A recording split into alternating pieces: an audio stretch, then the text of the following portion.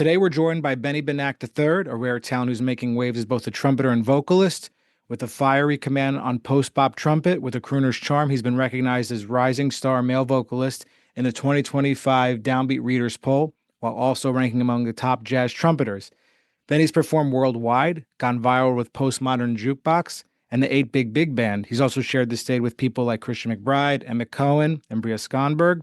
Whether leading a band, hosting jam sessions at Smalls, or lighting up the stage at Birdland, he's redefining jazz performance for a new generation, and looking forward to speaking to him. So, Benny, good to see you. Happy to be here, man. Thanks for setting some time aside for us to chat. Oh, absolutely. Well, first of all, congratulations on the Rising Star Male Vocalist of 2025. You must be on cloud nine. Like when you get an accolade like that, it gives you a little boost of confidence, I'm sure, right?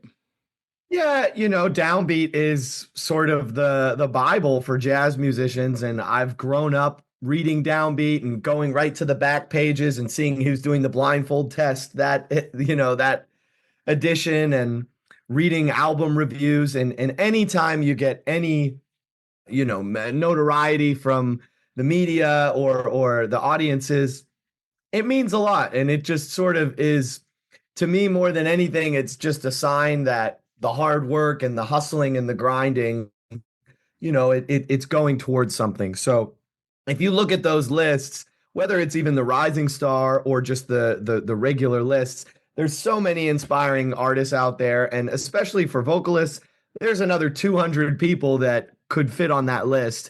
So even just to have my name up there anyway, it means a lot.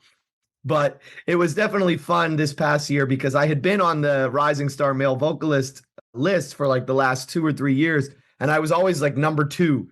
So I was just like, trying to break through that ceiling.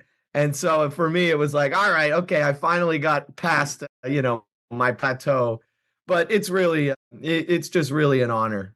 Well, you also use the word, you're still hustling and grinding. Those are your words. So I'm sure that's definitely changed for you versus when you're starting out trying to play in New York than what it is now, because your career has definitely, climbed the jazz ladder, so to speak, and you're going up it and in a great place right now. So at this point, what's hustling and grinding? What do you see it as? Well, what I love about New York City is that it will humble the greatest, biggest superstars in the world will come to New York City and just absolutely remind you, that we are all on this journey and nobody has arrived. I've come back from tours worldwide, like you mentioned, Postmodern Jukebox. I'm on a tour with them 2018, playing one-nighters in Europe, these concerts. We played in Turkey for 6,000 people in Volkswagen Arena, and you think you're a rock star. And you come back to New York, and the first gig I have, I'm playing in the corner of a restaurant, and the owner's yelling at me because the trumpet's too loud and the people are trying to eat their spaghetti, So New York it's a special place because you grow up in the jazz scene here, and then people around the world, they know that brand and that New York sound, and they covet that. So people will fly me from South Korea to Argentina to Denmark, and I'm flying all around the world, and people are asking me, wow, what's it like in New York City? What's Smalls Jazz Club like? What's New York like? And then you get to New York, and people in New York, they're used to it. They get this kind of talent in people every night. So a New York crowd isn't going to be impressed just because you're from New York. You really have to work for it and get the audience on your side. So when I say hustling and grinding, I mean, if I'm not on tour, if I'm here in my apartment in Harlem, I'm in New York, I'm getting out there in the clubs every night, and I'm trying to continue to cultivate an audience. I was just playing at Minton's Jazz Club in Harlem last night, and I'm playing Smalls Jazz Club next week. So when I'm home, I'm certainly not, taking it easy, sitting in my apartment. I'm really trying to hit the clubs and, keep growing the audience. Well, that's definitely very, very great for you to, say these things, because it's, number one, it's super honest. And number two, there's a lot of younger musicians who are looking up to you, who are in college or in high school, and they say, I want to be like Benny. And you're being 100% honest, saying, I'm still out and about trying to be part of the community, which is great. Do you, when you come back and have to do, like you said, like you were in, sometimes you have to play in restaurants. and that you experience these things from like the owners, does your blood boil like, or like when things like that happen, or are you just kind of like, are you like, I think you have to develop a certain amount of detachment from it in order to like not let those things upset you. So how do you approach that like at where you are in your career now? Well, that's it's interesting that you say detachment because I think all that really is just experience. And if I think back to the first time, a restaurant owner yelled at the band and said we were playing too loud, I probably would have like gone home and cried the whole subway ride home. But it's like you have that happen to you enough times to where you kind of just say, okay, I know what this guy's deal is. He doesn't care about the music. He's just trying to get people in his restaurant and he doesn't care if people are talking over the music because we're just wallpaper to him. Okay, fine. If that's where you're coming from, then I'm not going to put my heart and soul into every note of this song. I'm gonna, I'm gonna just mail it in and look at the clock and say, all right, well, it's 9:01, time to stop, guys. Nobody's. Getting an encore tonight. And it's having the perspective of playing a gig and then sending an invoice and getting stiffed and then the club hasn't paid you yet. And the first time that probably happened to me, it was probably like this catastrophe. And I said, oh gosh, I don't want to bug the owner, but they haven't paid me and it's been 3 days. Now it's like, that's happened to me enough times where it's like, all right, let's have an invoice, let's have a deposit, and I need to be paid within 24 hours of when I walk on the stage or we're not playing the show. Have you So have you ever experienced something in your years of performing where the whether it was the management or the owner like was just you actually walked out of the gig by any chance? Has that ever happened to you for whatever reason? it's funny you say that. There have been two instances, one of which I was attending a show. It was like a jam session, and my buddies were in the house band. So I watched them walk out on their show. And then I had one gig in New York City, and all of these years, a dozen years of doing it, there was one gig, and I was the side man, but it was duo with a pianist, and it was his gig. And he had such an issue with the sound man and with the venue that he made the call and he was like, man, we're not going back up for the next set. Come on, we're out of here. And so, It's freeing I when was you do that. It's freeing when sort of an innocent bystander, but I was kind of like, oh my gosh, I'm glad he's the one making the call because I don't know if I'd have the gumption to do it, but we're walking out. well I'm But sure he still paid you. He was he was, exactly. that's what I'm But saying. you hope that it never gets to that point. But sometimes, if the music is being that disrespected, you can't really, feel too bad about hurting their feelings because they've already shown that they're not really appreciating the music. They just think you're wallpaper or something like that. Yeah, I love hearing stories like this because, you hear jazz musicians get interviewed and it's, usually asked the same, how'd you start playing the trumpet stuff? But I love the real deal stories like that. Have you also, when you were, did you expect to experience any from like a mentor or anything, any like really challenging relationships, anything like that? Someone who really pushed you in a sense to be the person you are today? Well, I'll say this, man. I've been very, very blessed to have incredible mentors and really some of the greatest trumpet players and artists in this music. And so a lot of the stories that I have about that are just people that are just like angels and incredibly encouraging and people that I owe everything to. That's great. And I don't have like a horror story like, Whiplash where I had some professor, throw a drumstick at me in rehearsal or anything like that. But what that means is because I have been mentored so positively is that I feel this immense responsibility to pay that forward and do that for other young people. And I think you see it so much in the jazz scene, especially in a place like New York where it's so cutthroat because there's 10 gigs and 100 musicians that all want those 10 gigs. You see a lot of people like stepping over each other, trying to, like it's Gladiator and everybody's just trying to survive.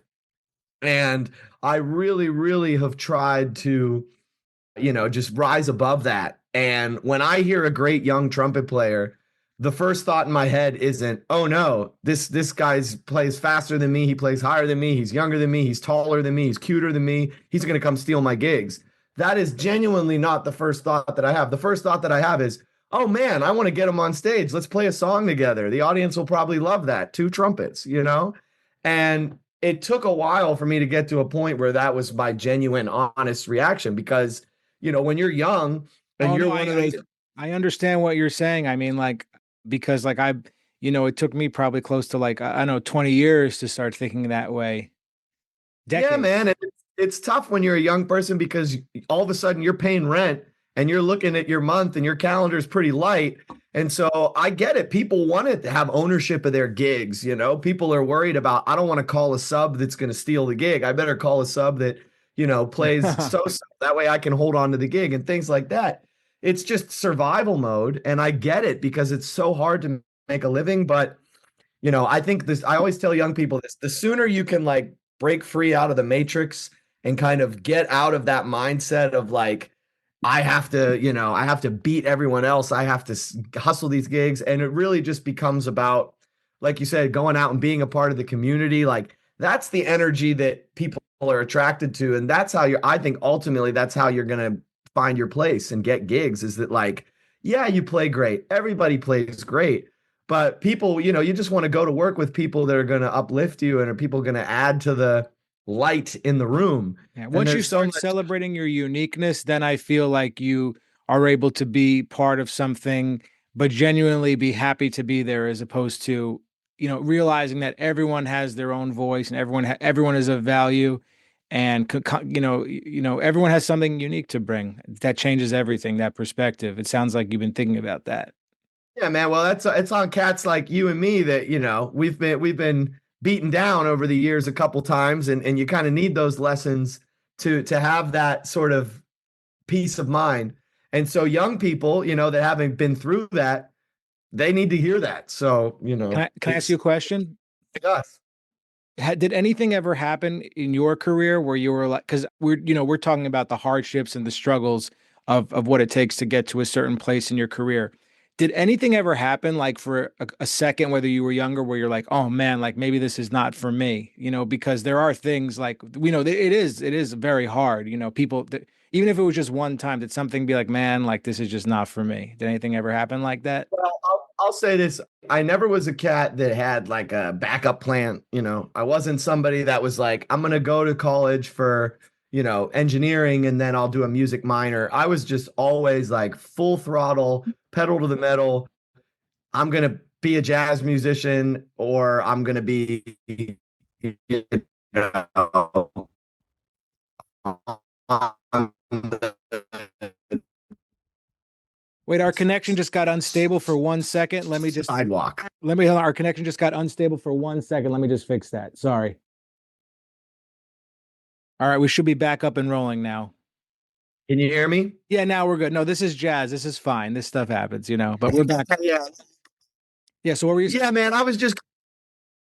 You have nights where, you don't have your fastball, you don't play a great gig, or, you get your butt kicked and you're discouraged. But I always just, my ambition and my passion for it is so strong that, the times that I get knocked down, it could have kept you down on the mat, but it really just like, I take it personally, like the Michael Jordan meme, like, and I took that personally. Like if somebody cuts me on a gig or I have a bad night or, the audience doesn't respond to a show the way I thought, and I'm thinking, man, my music's lame or no one's digging what I have to say, it makes me come back the next night and, I'm going to try twice as hard. And that's just kind of the way I'm wired. So, I've had all kinds of experiences, like I said, like, an audience comes out and people aren't clapping and it seems like the people are walking out of the show and they're not into it. That could break somebody when you're young and fragile and you think that nobody wants to hear what you're doing. I mean,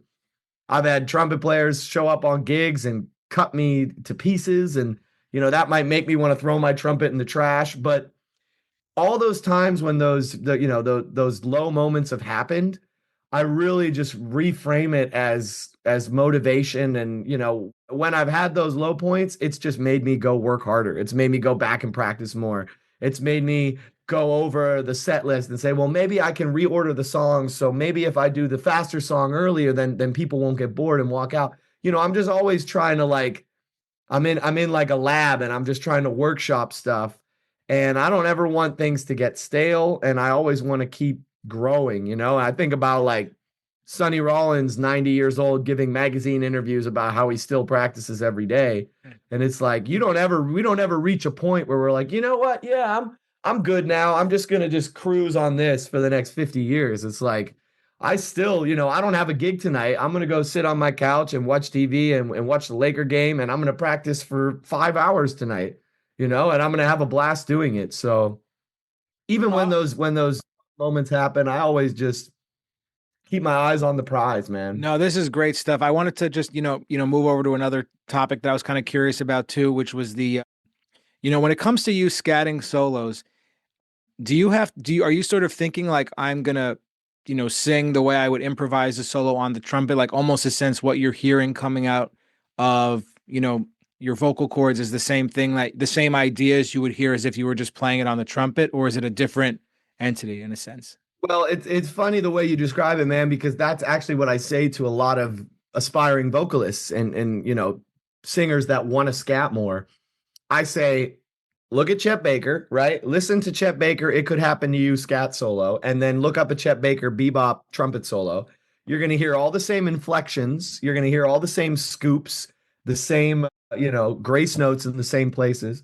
And then you look at one of my favorite tracks ever. It's this album of Dizzy Gillespie and Roy Eldridge together with Oscar Peterson's trio, Roy and Diz. And I did a recording of this on my last album with Mike Stephenson, a great vocalist and saxophonist. We did a duo scat battle, but that was just paying tribute to Roy Eldridge and Dizzy Gillespie. And I love that track because both of them take trumpet solos and both of them scat on the same track.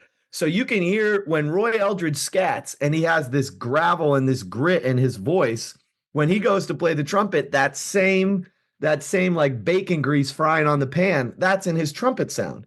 And when you hear Dizzy Gillespie play the trumpet and he's playing all these triplets and it's much lighter articulation and he's bebopping everywhere, then you hear Dizzy scat and he's scatting all of these triplets and all of these, like pronunciations that Roy Eldridge doesn't do, completely unique. So another example is Kenny Dorham. People don't know that Kenny Dorham was a singer.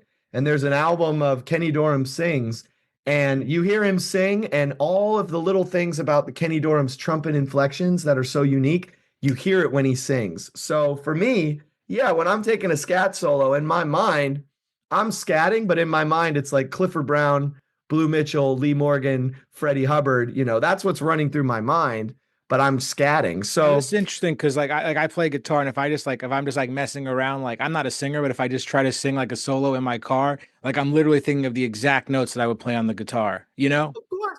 I mean, and that's why you look at someone like Benson, like how he's able to do that. It's just like his voice and his instrument are completely linked, and that's how he's able to sing everything he's playing because True. it's all just coming from the same place. I wish I could be George Benson, man. My God. As far as your career goes now, you're in a really good place. You're getting to, perform the music you want to perform with the musicians you want to perform with. Do you still have to take work that like just strictly for like, oh, like I'm going to get some good bread on this gig, so to speak, and it's not that much work. Are you just able to do what you want to do creatively for a living in a sense? Well, I mean, I'll tell you this. Like you said, I am very fortunate that a majority of my work now is getting to play with people I love and getting to Mhm. play the music on my own terms, which is something that has taken 15 years to get to.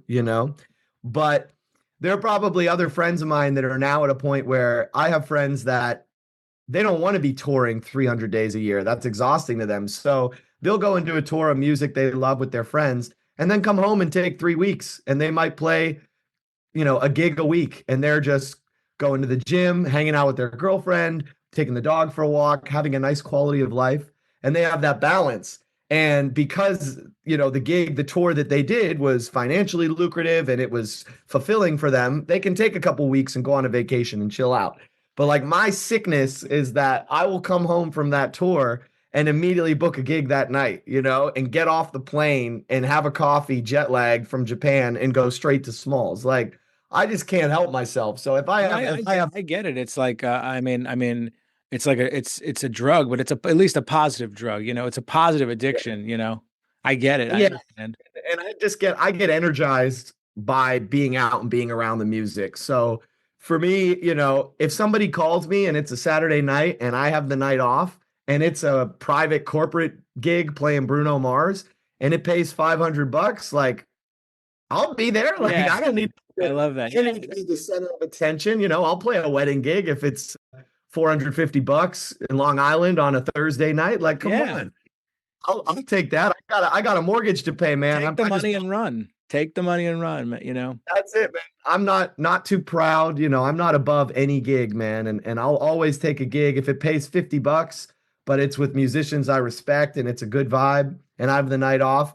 I'm probably gonna say yes, man, because I just love to play the music. It's not about anything for me other Yeah. than just I love music. Do you have this thing like I'll give you like I did like three like gigs in like 18 hours this past weekend, and then like I was so energized like the whole time I was on the road, and then the day I got home. But then being in that zone, like I'm just on so much adrenaline, I don't need to sleep really. But then when I get home, like I just crash, it's just like because you're not on that. Do you have any, does that ever happen to you, Oh after? yeah, man. The amount of nights that I've come home from gigs where I fall asleep on the couch with the TV on with like the bacon, egg, and cheese sitting in front of me. Where it's like you're on that adrenaline, like you said, you're riding that high and you're so amped up after the music.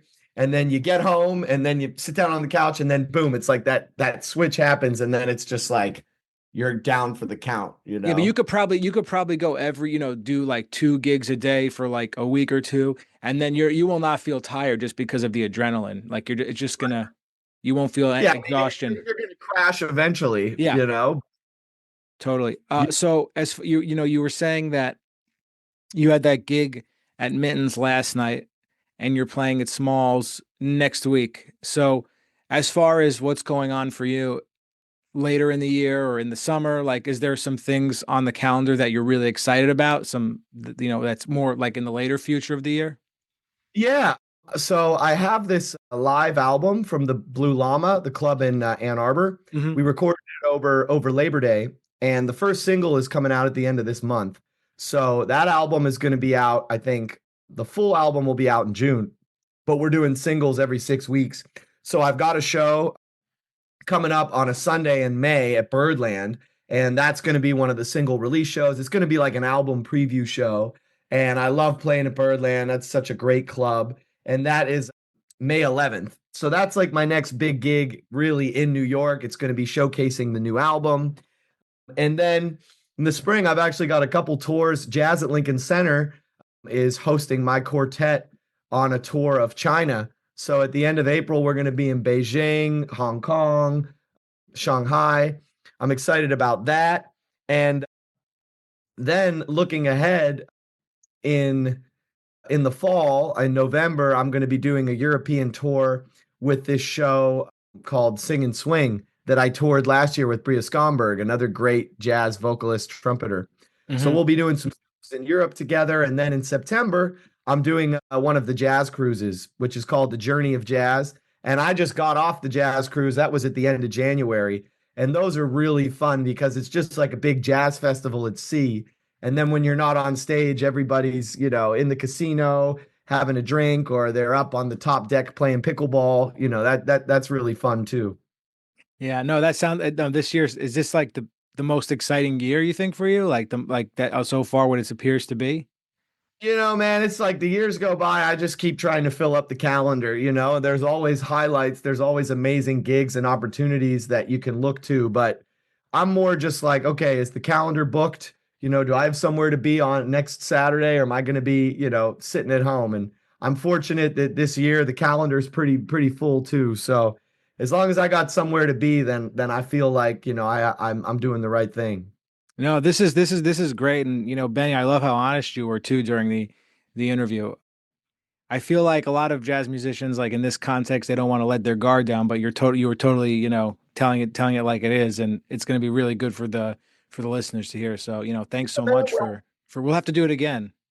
I know your audience is hip. They don't need everything spoon fed to them and sugar coated. And you got a lot of musicians, so I feel like on rabbit hole sessions we're preaching to the choir. A lot of people they don't need it, spoon fed to them. So No, thanks for we don't need the, the rainbow sprinkles. It's fine. yeah.